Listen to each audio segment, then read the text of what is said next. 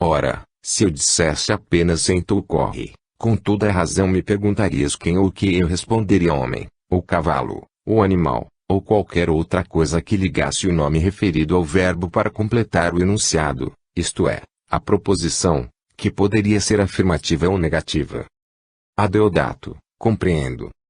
Agostinho, suponhamos agora que estamos vendo algo bem distante e não distinguimos se se trata de um animal, de uma pedra ou de outra coisa, e que eu afirmasse, porque um homem é, também, animal, não faria uma afirmação temerária. Adeodato, muito temerária, mas não seria se dissesses, se é um homem, é um animal. Agostinho, dizes o certo. Portanto, na tua frase o se satisfaz a mim e a ti, e, ao contrário, aos dois desagrado porque da minha. Adeodato, concordo. Agostinho, observa agora se estas duas proposições, se satisfaz, e porque desagrada, estão completas. Adeodato, completas, certamente. Agostinho, vamos, diga-me então quais são os verbos e quais os nomes. Adeodato, vejo que os verbos são satisfaz e desagrada, e os nomes, quais outros haveriam de ser se não se porquê? Agostinho, logo, está suficientemente demonstrado que estas duas conjunções também são nomes. Adeodato, sim, suficientemente.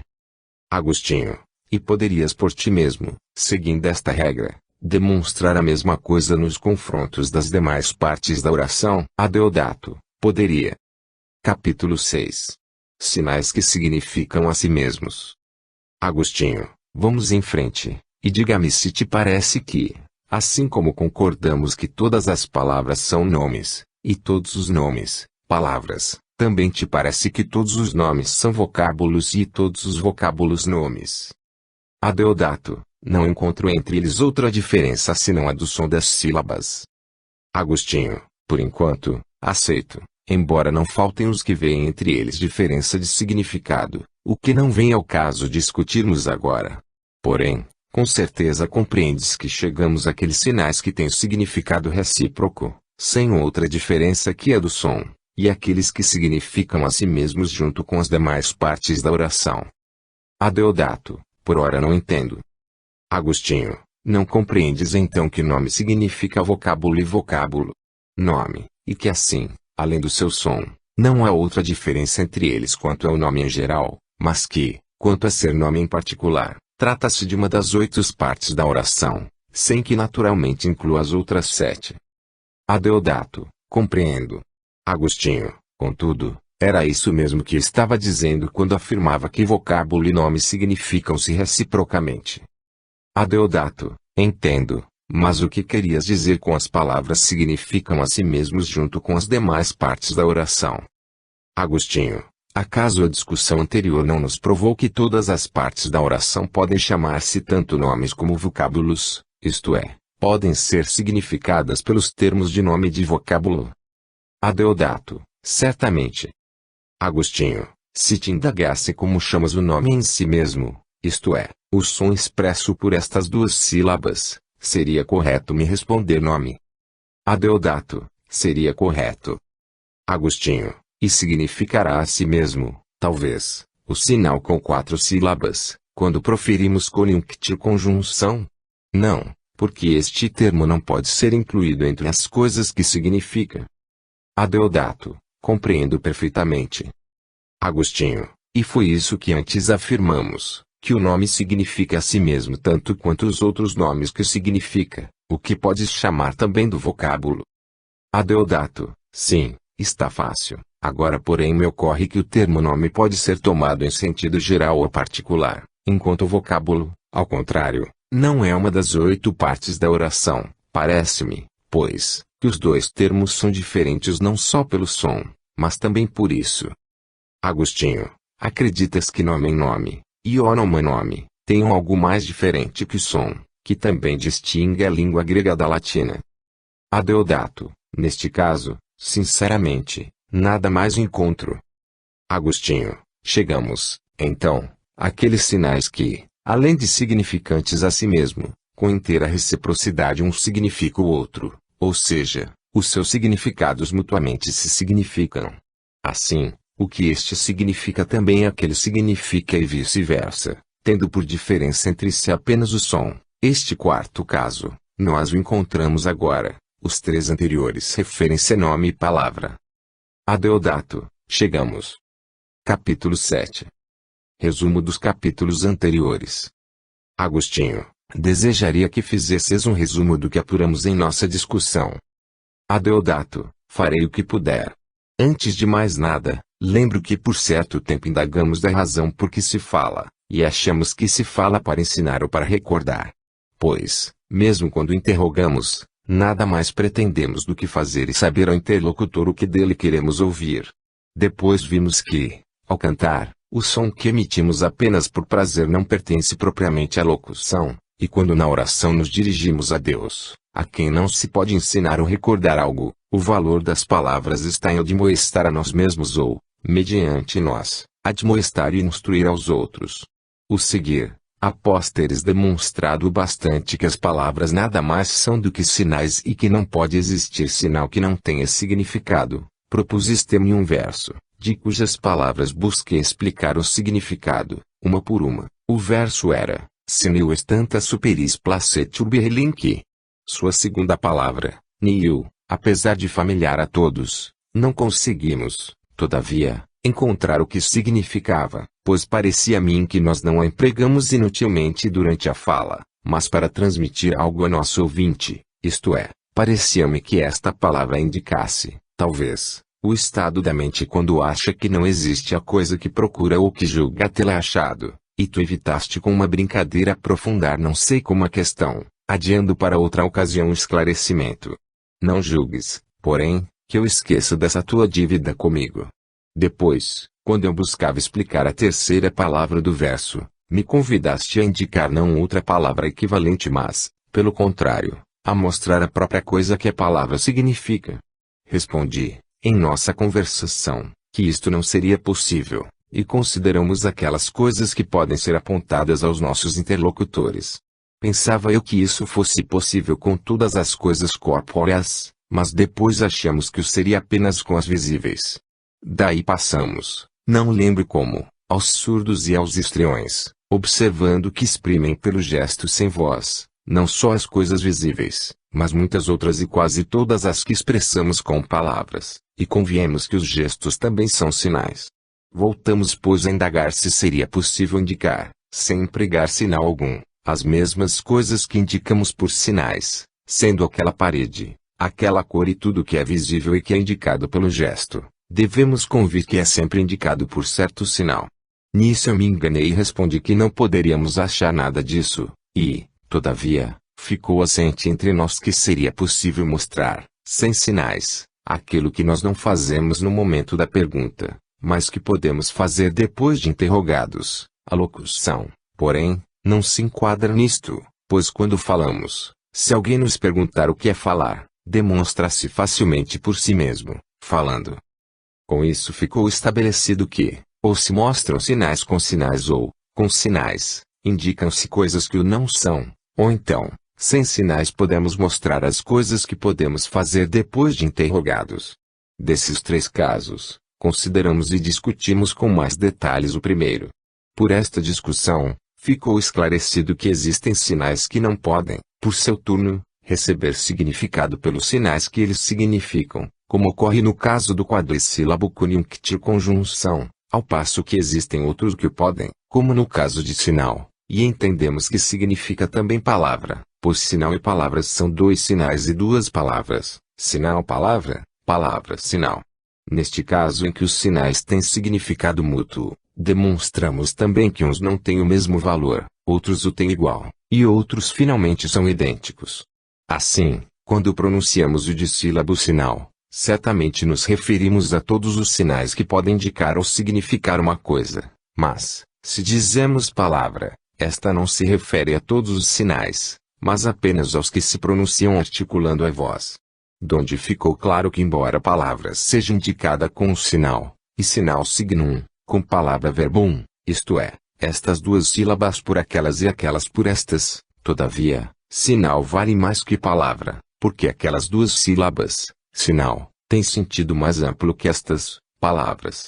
Porém palavra em geral e nome em geral, têm o mesmo valor. Pelo raciocínio, vimos que todas as partes da oração também são nomes, sendo que a todas podemos substituir pelo pronome e de todas podemos dizer que nomeiam algo, e todas elas formam, se lhe acrescentarmos o verbo, uma proposição e um enunciado completo. Mas, apesar de nome e palavra terem o mesmo valor, pois tudo que é palavra e nome, entretanto não são idênticos. Observamos, em nossa discussão, com muita probabilidade, que a razão por que se diz verba palavras, difere da outra por que se diz nome a nomes.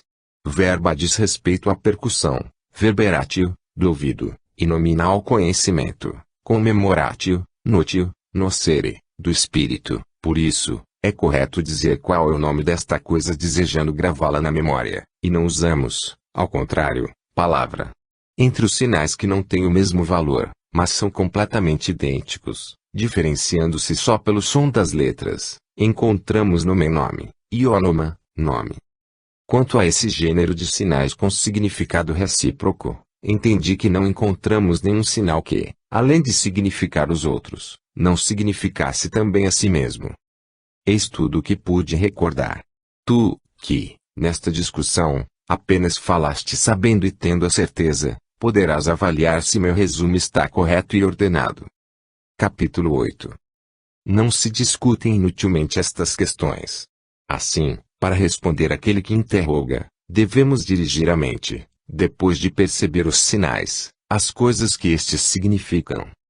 Agostinho, certamente resumiste com acerto tudo o que eu queria, e devo admitir que estas argumentações me parecem mais claras agora do que quando, disputando em nossas indagações, as tirávamos de não sei que esconderijos. Contudo, aonde quero te levar por meio de tantas voltas e rodeios é difícil dizer neste momento.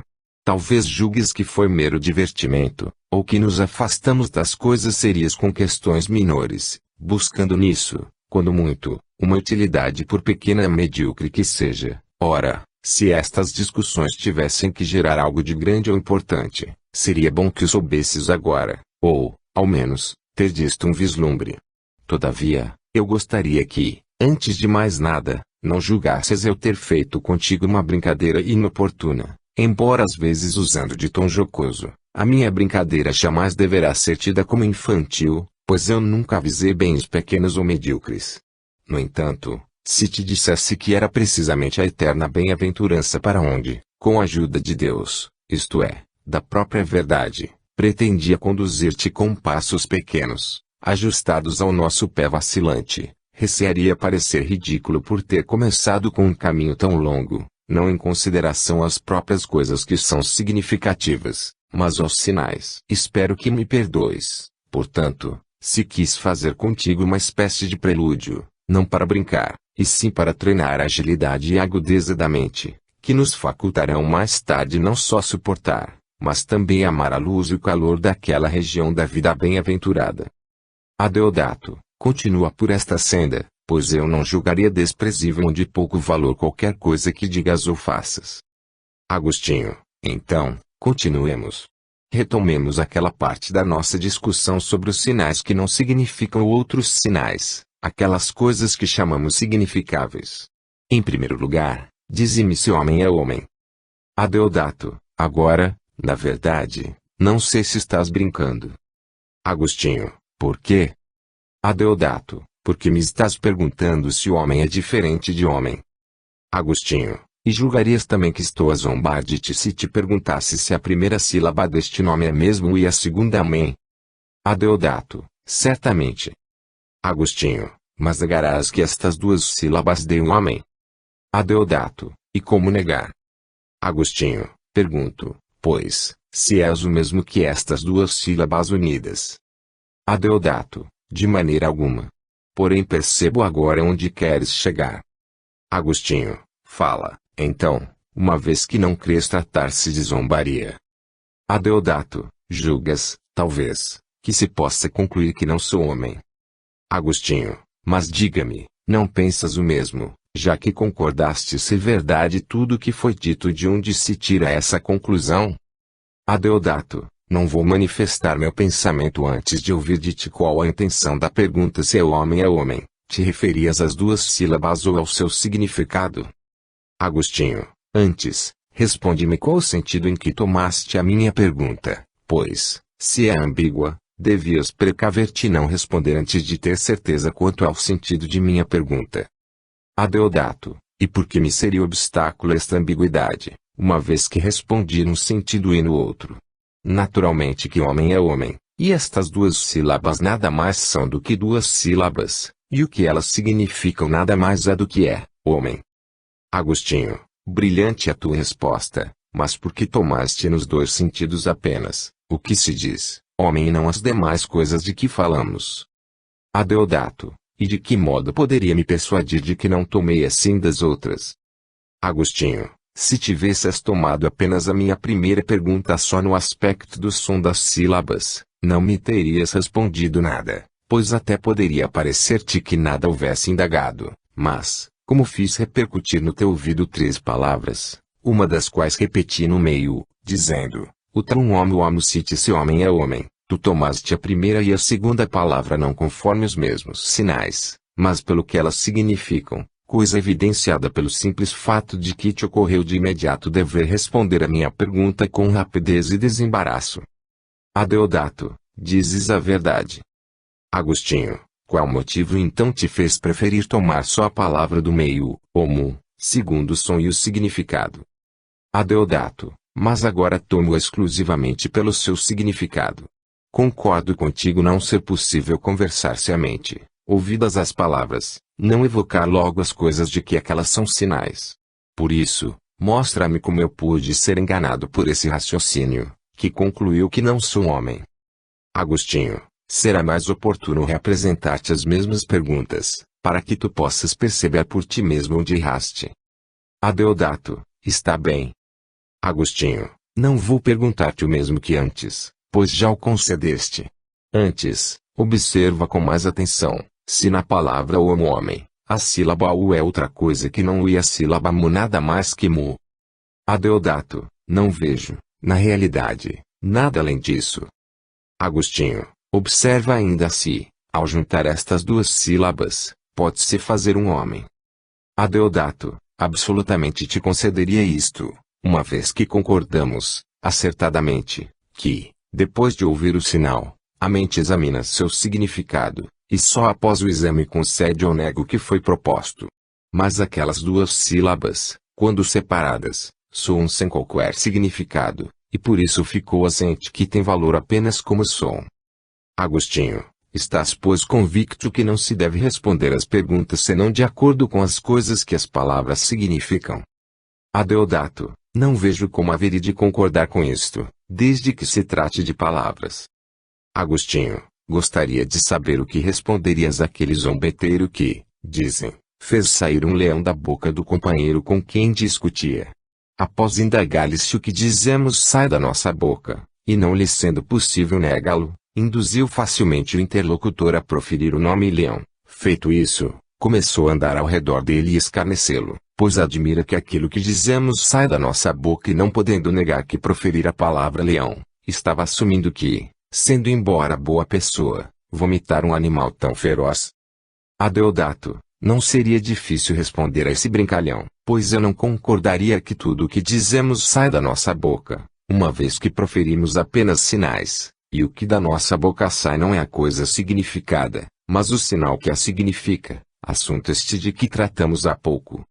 Agostinho, com isso refutarias corretamente, mas que me responderias se te perguntasse se homem é um nome?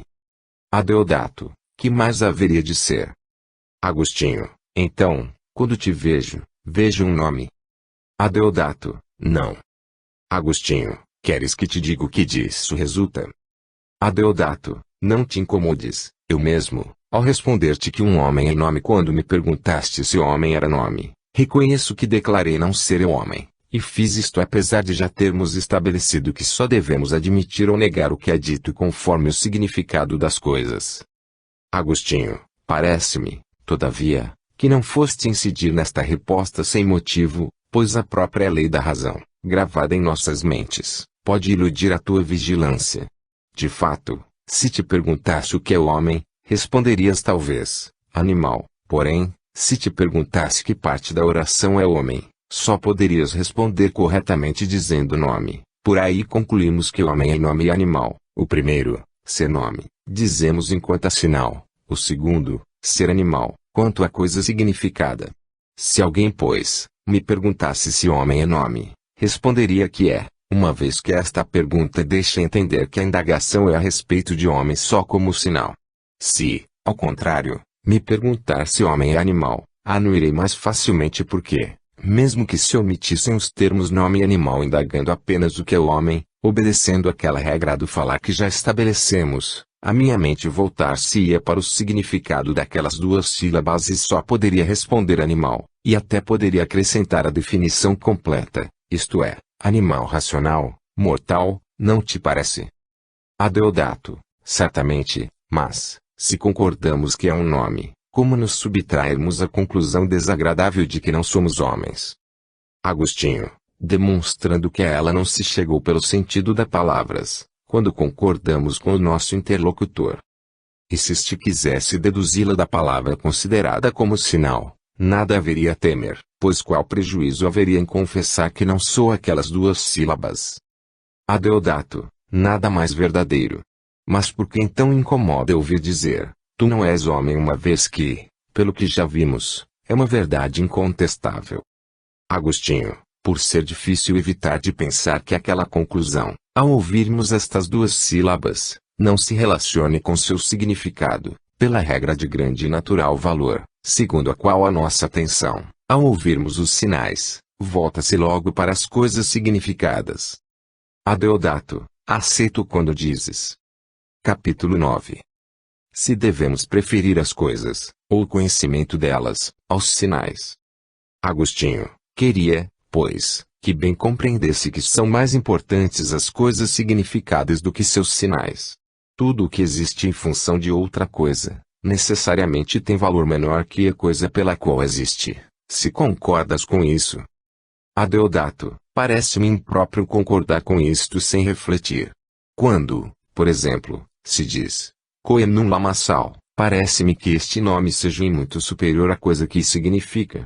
De fato, o que desagrada ao ouvirmos esta palavra não é o som, Coenum, mudando apenas uma letra, torna-se Coelum céu, mas é evidente a enorme diferença que há entre as coisas que estes dois nomes significam. Por isso eu não teria por essa palavra toda a repulsa que tenho ao que significa, e, portanto, eu a prefiro a isso, pois menos desagrada ao seu som do que ver ou tocar a coisa que significa. Agostinho, falas com sabedoria. Assim, não seria correto afirmarmos que todas as coisas têm valor superior aos sinais que as exprimem.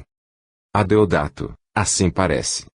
Agostinho, dize-me, então, qual seria a intenção dos que deram um nome a coisa tão feia e desagradável? Tu os aprovas ou desaprovas? Adeodato, na verdade, não me acho em condição nem de aprová-los nem de desaprová-los, e também não sei que intenção tiveram.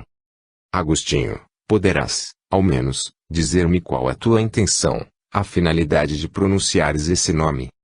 Adeodato, sim, ao pronunciá-lo, quero avisar ou ensinar ao meu interlocutor aquilo que julgo necessário avisá-lo ou ensiná-lo. Agostinho, como?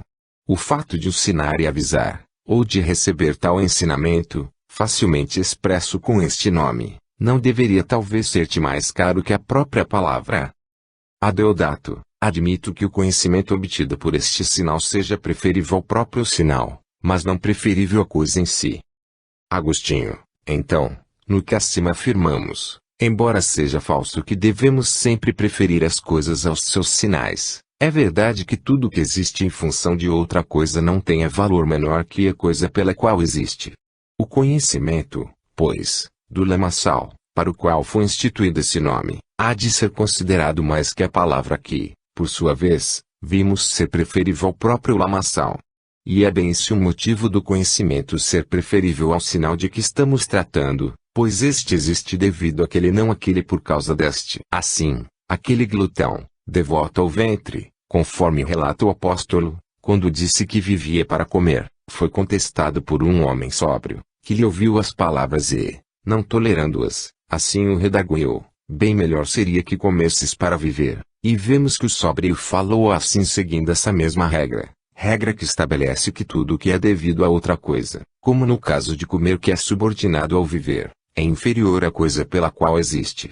O comilão desagradou porque avaliava tão miseravelmente sua vida, que a tinha em menor conta que os prazeres do paladar, afirmando viver para comer. O homem sóbrio é digno de louvor porque, compreendendo qual das duas coisas, comer e viver, é feita para outra, ou seja, qual está subordinada à outra, alertou que devíamos comer para viver e não viver para comer. Do mesmo modo, se todo homem sensato que aprecia as coisas pelo seu valor e justo lado, se um charlatão afirmasse, ensino para falar, lhe responderias, homem, não seria melhor falar para ensinar? Ora, se tais coisas são verdadeiras, como ali as reconheces, observa quanto as palavras têm menor importância, em comparação com aquilo por que as usamos, sendo que o próprio uso das palavras já é mais importante do que elas próprias. As palavras, pois, existem para que as usemos, e as usamos para ensinar.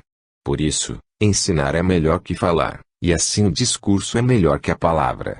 Muito melhor que as palavras é, portanto, a doutrina. Mas quero ouvir de ti se por acaso tenhas algo a opor.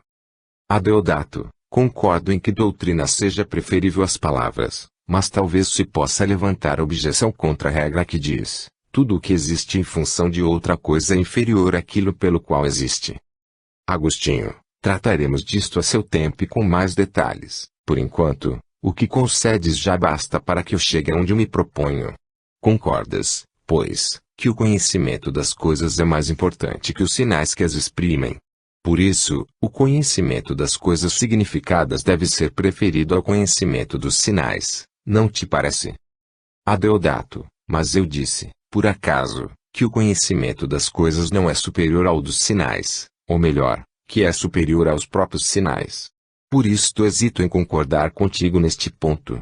Se o nome lamaçal é melhor que seu significado, porque o conhecimento deste nome não haveria de ser também melhor que o da coisa, embora o nome em si seja inferior àquele conhecimento. Lidamos aqui com 4 termos: nome, coisa, conhecimento do nome e conhecimento da coisa. Como o primeiro é superior ao segundo, porque também o terceiro não seria superior ao quarto. E, em não lhe sendo superior, acaso lhe estaria subordinado? Agostinho, noto que guardas muito bem na memória o que concedeste, e que explicaste claramente teu pensamento.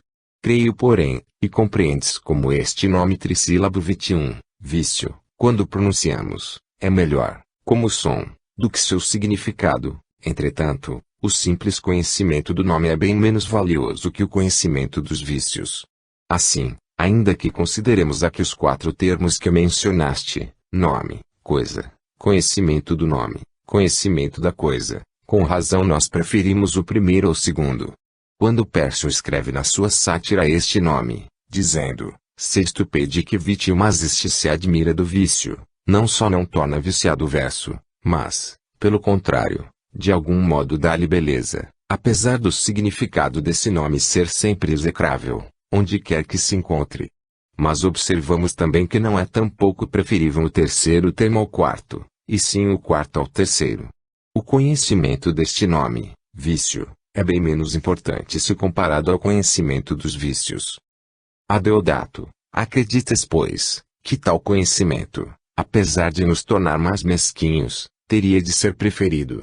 O próprio Pércio, a todas as penas que a crueldade dos tiranos excogitou ou a cobiça impôs, antepõe apenas aquela que atormenta os homens, quando obrigados a reconhecer os vícios que não conseguem evitar.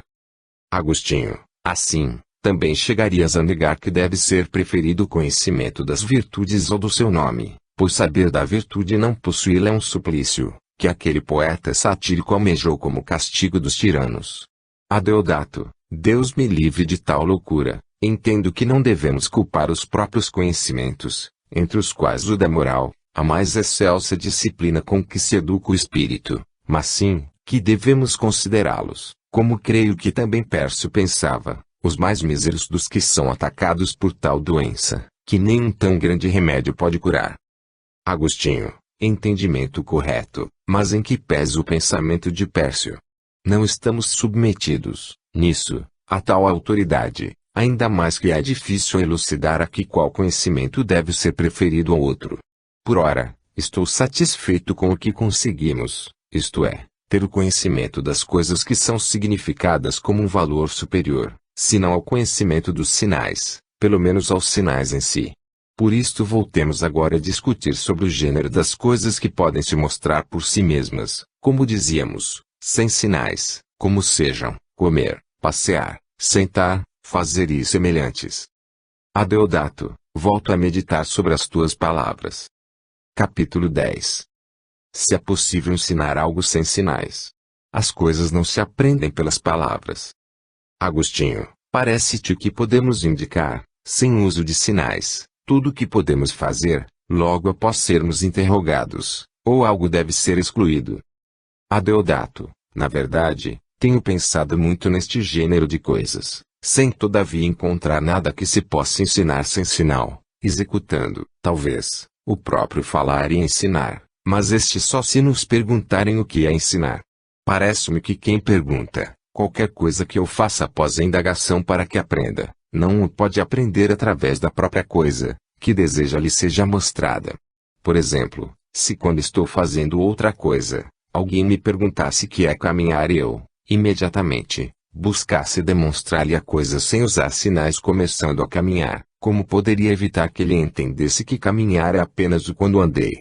Ora, se ele pensar nisso, terá sido levado ao engano, pois julgará que quem andar mais, ou menos, do quanto eu andei, não caminhou.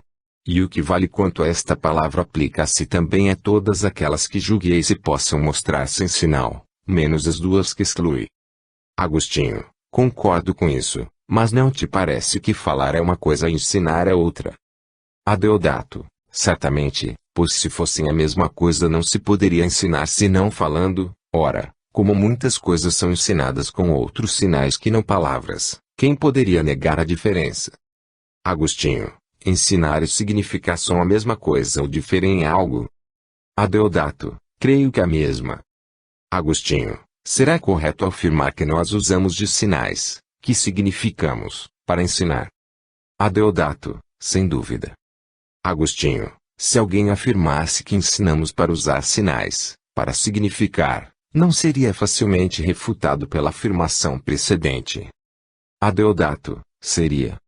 Agostinho, se usarmos pois os sinais para ensinar, não ensinamos para usar os sinais, uma coisa é ensinar e outra é usar os sinais, significar. Adeodato, é verdade, e quando disse que eram a mesma coisa, eu não respondi corretamente. Agostinho, agora, responde a isto. Quem ensina o que é ensinar o faz usando os sinais ou outro modo. Adeodato, não vejo como poderia fazer diversamente.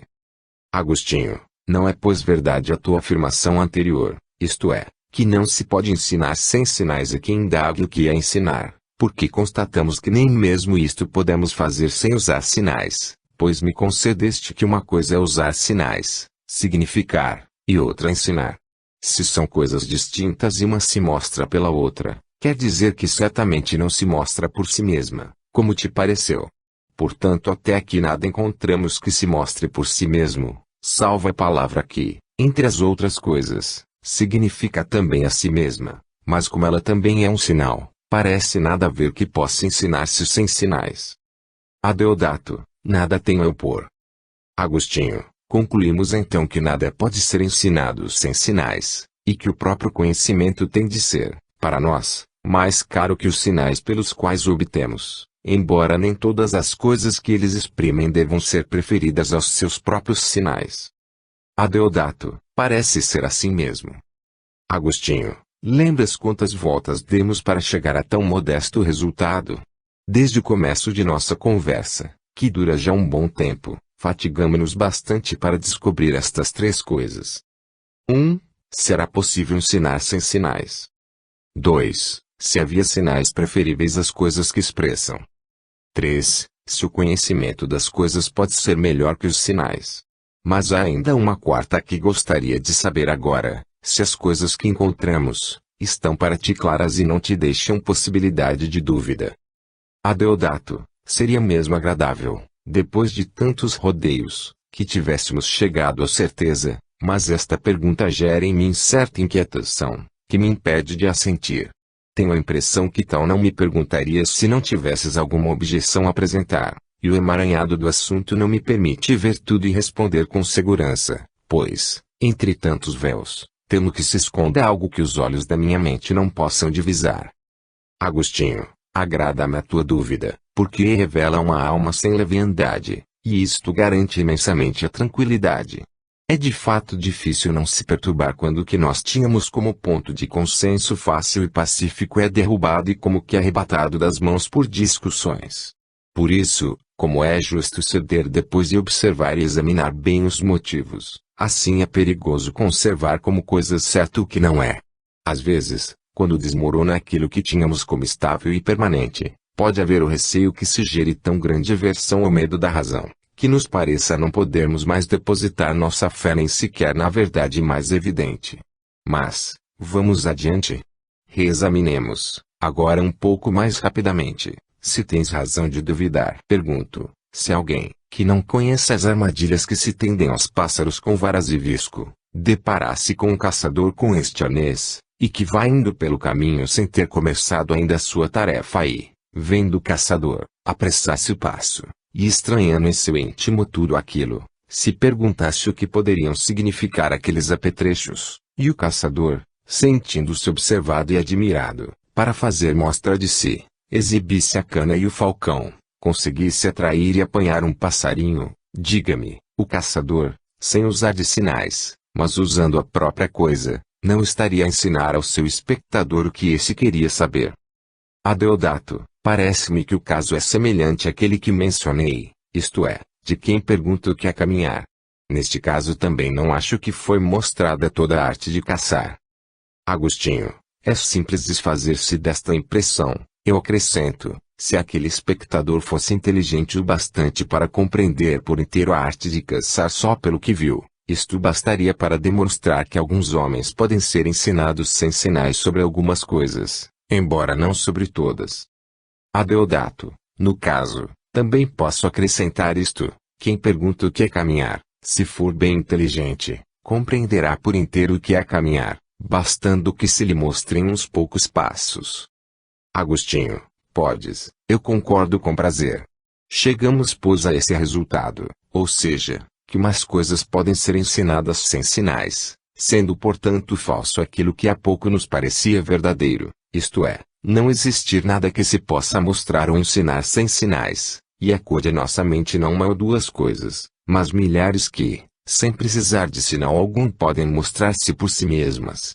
Poderemos pois duvidar, eu te pergunto, sem considerar os muitos espetáculos em que os atores representam nos teatros as coisas sem usar sinais, Deus e a natureza não apresentam e mostram por si mesmos, ao observador, o sol e a luz, que tudo banha e recobre, a lua e as estrelas, a terra e os mares com infinidade de criaturas que os habitam. Todavia, se observarmos isto com maior atenção, talvez não encontremos nada que se possa aprender pelos seus próprios sinais. De fato, se me for apresentado um sinal e eu não souber de que coisa é o sinal, este nada poderá me transmitir, se, ao contrário, já souber de que é sinal, que estará me ensinando. Assim, quando leio et sarabalai aurum non sunt immutatai e as suas coifas não foram trocadas, a palavra, coifas, não me explica a coisa que significa. Pois se uns objetos que servem para cobrir a cabeça têm este nome de sarabalai coifas, terei porventura, depois de ouvi-lo, aprendido o que é cabeça e o que é cobertura. Ao contrário, eu já as conhecia antes, pois delas adquiri conhecimento sem que as ouvisse chamar assim por outrem, mas vendo-as com os meus próprios olhos. Quando as duas sílabas da palavra caput cabeça, soaram pela primeira vez ao meu ouvido, desconhecia seu significado como quando ouvi e li pela primeira vez sarabalai. Porém, ouvindo repetidamente dizer caput cabeça, e notando e observando a palavra quando era pronunciada, reparei facilmente que ela significava aquela coisa que eu bem conhecia, por tê-la visto. Mas antes de entender seu significado, a palavra era para mim apenas um som, e aprendi que era um sinal quando associei aquilo de que era sinal, e aprendi-lhe o significado pela visão direta do objeto. Vemos, pois, que é mais pelo conhecimento da coisa que se aprende o sinal do que o contrário. Para que compreendas isto com maior clareza, imagina que estejamos ouvindo agora, pela primeira vez, pronunciar a palavra caput cabeça. Lembra-te que buscamos o conhecimento não da coisa que é significada, mas do próprio sinal, conhecimento que nós não temos enquanto ignorarmos o que sinaliza. Se, na nossa pesquisa, nos mostrassem ou apontassem com o dedo a própria coisa, ao vê-la teríamos conhecimento do sinal, isto é, saberíamos o que quer dizer aquele sinal que tínhamos ouvido, mas não compreendido. No sinal há duas coisas, o som e o significado. Ora, o som não foi certamente recebido como sinal de algo, mas como simples reverberação no ouvido, enquanto o significado foi apanhado pela visão da coisa que é significada. Como apontar do dedo só pode significar o objeto que o dedo está apontando, e como o dedo não está apontado pelo sinal, mas para a parte do corpo que se chama caput cabeça, ocorre que, pelo gesto, não venho a conhecer a coisa, que já conhecia, nem o sinal que o dedo não estava apontado. Mas não quero colocar grande ênfase no gesto de apontar o dedo, pois o tenho mais como sinal do ato de indicar do que das próprias coisas indicadas. Veja o que ocorre quando dizemos, et eis, e habitualmente acompanhamos este advérbio com o gesto de apontar como se não bastasse um só desses sinais para indicar. E procurarei ao máximo te convencer, se puder, disto, que nada aprendemos por meio dos sinais chamados palavras. Antes, como já disse, aprendemos o valor da palavra, ou seja, o significado oculto no som pelo conhecimento ou da percepção da coisa significada, mas não a própria coisa mediante o significado. E o que disse da cabeça, poderia dizer do que serve para cobrir a cabeça e de infindáveis outras coisas, que, embora as conhecesse, nunca, até agora, tive o conhecimento daquelas sarabalai coifas. Se alguém com um gesto me apontasse estas sarabalai coifas, ou as pintasse, ou me mostrasse algo de parecido, não diria, como aliás poderia se quisesse falar um pouco mais, que não mas ensinou, mas que não me ensinou com as palavras o que está diante de mim. Se, ao tê-las diante de mim eu fosse avisado com as palavras, et sarabalai as coifas, aprenderia uma coisa que não sabia, não pelas palavras que foram pronunciadas, mas pela visão direta da coisa em si, a qual associei o nome, cujo valor gravei. Pois, quando aprendi a própria coisa, não acreditei nas palavras de outrem, mas nos meus olhos, talvez acreditasse também nelas, mas apenas como um alerta, ou seja, para procurar com os olhos o objeto em questão. Capítulo 11. Não aprendemos pelas palavras que repercutem exteriormente, mas pela verdade que ensina interiormente. Agostinho, limitado o valor das palavras, e delas direi, querendo valorizá-las, que apenas estimulam a procurar as coisas, sem porém mostrá-las para que as conheçamos. No entanto, aquele que me apresenta alguma coisa, quer aos sentidos corporais, quer à mente, ensina-me de fato as coisas que quero conhecer. Com as palavras não aprendemos senão palavras, de mais a mais, o som das palavras, pois se não for sinal tampouco é palavra, não vejo como possa ser palavra, som que ouvi pronunciado como sendo palavra, até que ele conheça o significado. O sentido completo das palavras, se consegue apenas depois de conhecer as coisas, e ao contrário, ouvindo somente as palavras, não aprendemos nem sequer estas. De fato, não tivemos conhecimento das palavras que aprendemos senão depois de perceber seu significado, o que acontece não ouvindo as vozes que as proferem, mas pelo conhecimento das coisas significadas. Ao ouvirmos palavras, é perfeitamente razoável saber ou não o que significam. Se o sabemos, não foram elas que nos ensinaram, apenas o recordaram. Se não sabemos, nem sequer o recordam, mas talvez nos estimulem a procurá-lo. Ora, daqueles objetos que servem para cobrir a cabeça e dos quais apenas ouvimos o nome, coifas, só podemos adquirir a noção depois de vê-los. Portanto, nem sequer o seu nome conhecemos completamente, não antes de conhecermos os próprios objetos.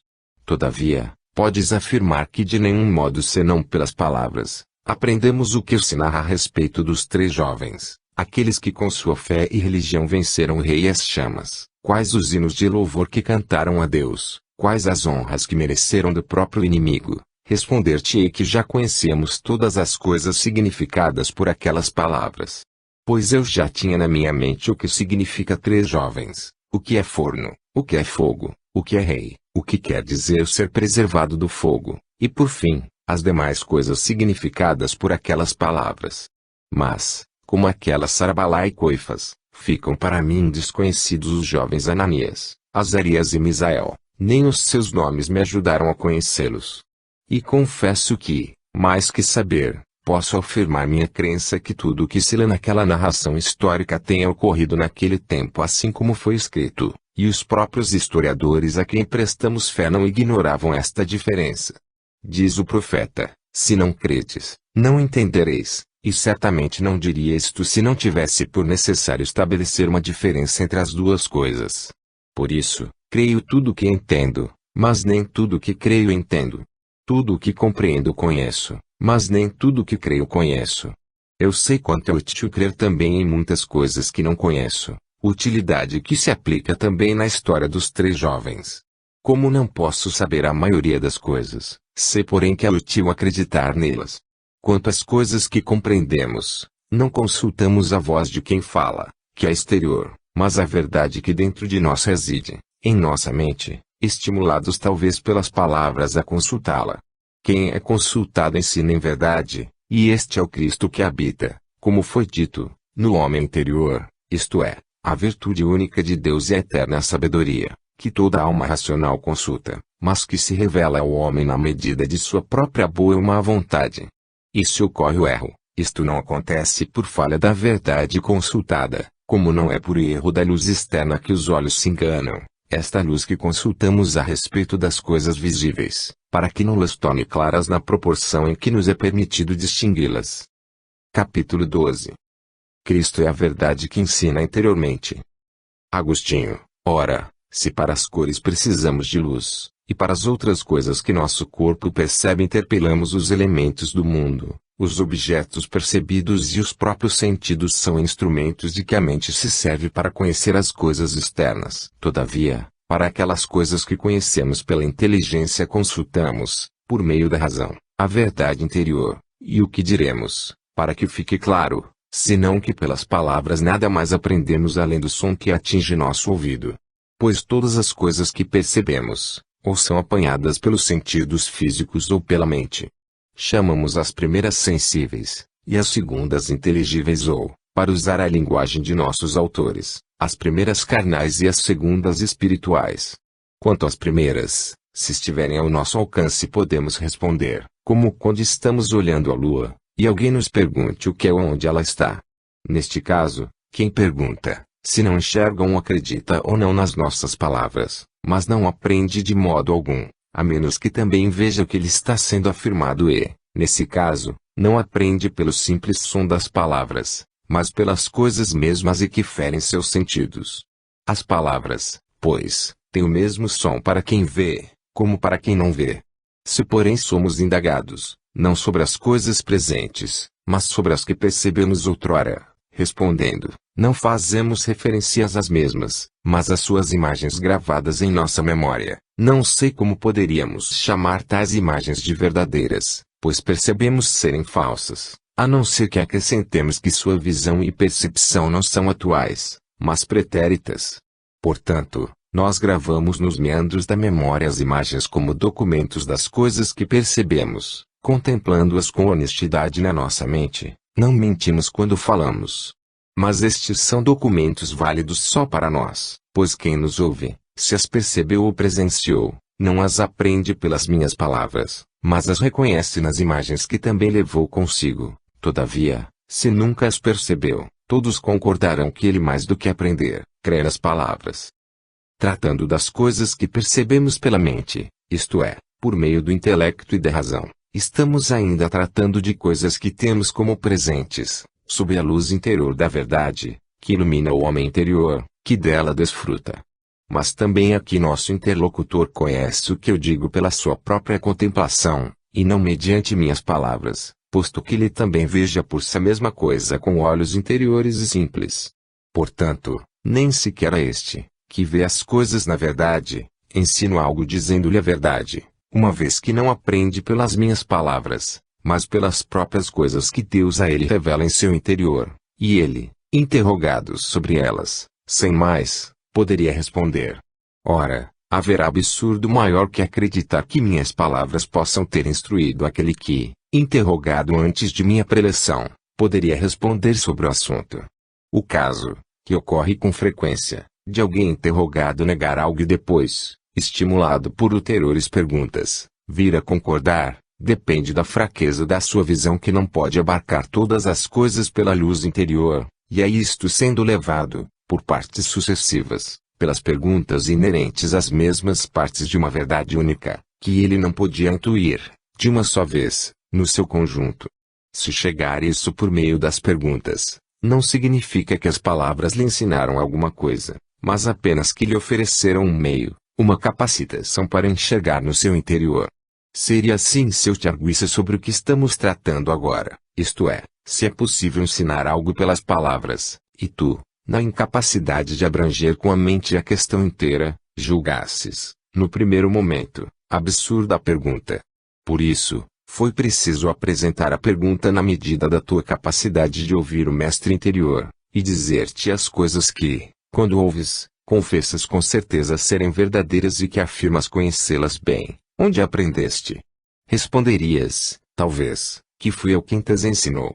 E então eu perguntaria, como? Se eu te afirmasse ter visto um homem voando, as minhas palavras dar-te-iam tanta certeza como se me ouvisses dizer que os homens sábios são melhores que os tolos?